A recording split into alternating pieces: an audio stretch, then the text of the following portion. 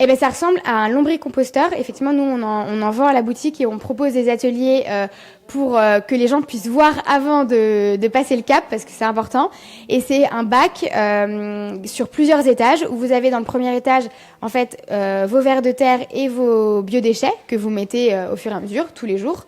Dans un deuxième bac, là, les vers de terre vont pouvoir en fait passer du premier au deuxième bac et ils vont tout simplement faire leur job de vers de terre, c'est-à-dire digérer les biodéchets que vous y aurez mis. Et le résultat de cette digestion sera en fait un engrais du compost, c'est ce qu'on appelle le compost.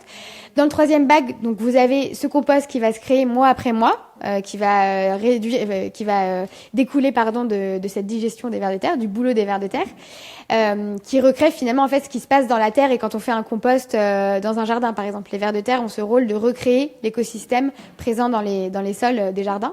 Et puis le dernier bac, c'est pour récupérer ce qu'on appelle alors c'est un peu c'est pas très glamour, mais un jus de compost. Et ça, c'est de l'engrais liquide hyper efficace, gratuit et naturel, puisque zéro produit chimique dans cet engrais. Voilà, donc c'est un bac, 4 étages, des biodéchets, des vers de terre, de l'engrais sous forme solide poudreuse, on va dire, et de l'engrais sous forme liquide qui s'appelle le jus de compost. Mais alors, ça met combien de temps à faire tout ça? Parce que moi, imaginons, je fais mes petits Tupperware le dimanche, par exemple, je mets mes déchets dans le lombricomposteur. Au bout de combien de temps est-ce que j'ai de l'engrais? Alors, c'est relativement long, puis ça dépend forcément du nombre de personnes qu'il y a dans le foyer, de l'alimentation, si elle est principalement végétarienne ou non, parce que les biodéchets, c'est tout ce qui va être épluchure de fruits et légumes, mais aussi marc de café, coquilles d'œufs, etc. Mais c'est principalement les épluchures de fruits et légumes. Donc, si on a une alimentation végétarienne, ça va plus vite. Et on va dire que ça peut mettre entre 6 mois à 1 an pour avoir du compost que vous pouvez réutiliser dans vos plantes, sur votre balcon, pour donner à la voisine qui a un jardin et qui manque d'engrais, voilà. Mais alors d'ici là, le lombricomposteur aura débordé Eh bien non, parce qu'en fait les vers de terre justement, c'est très bien fait. Plus vous allez apporter de biodéchets, plus ils vont les manger. Donc en fait le niveau reste relativement, au tout début forcément il va prendre en taille, mais il va pas dépasser le bac. Les lombricomposteurs sont prévus pour.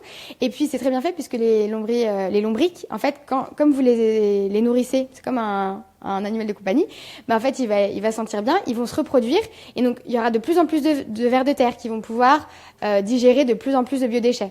Donc c'est plutôt bien fait, en fait. La nature est plutôt bien faite, et il n'y a pas de débordement de biodéchets qui faut que votre cuisine devient catastrophique. Non, il n'y a pas ça. Bon, ouf. Non.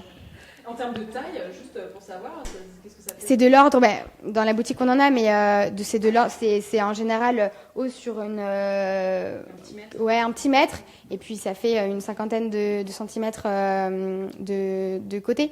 Voilà. Après, il y a différents modèles, il y a des modèles en plastique, il y a des modèles en bois, il y a des modèles pour des familles nombreuses. Voilà, il y a pas mal de modèles, donc pareil, il faut pas hésiter à regarder des sites comme Vers la Terre ou Plus de Verre qui donnent plein d'infos. Nous, faut pas hésiter à venir passer à la boutique pour avoir des conseils, venir aux ateliers pour aussi s'y mettre en douceur. Voilà. Il y a plein de solutions en fait. Il y a pas de problème, il y a que des solutions.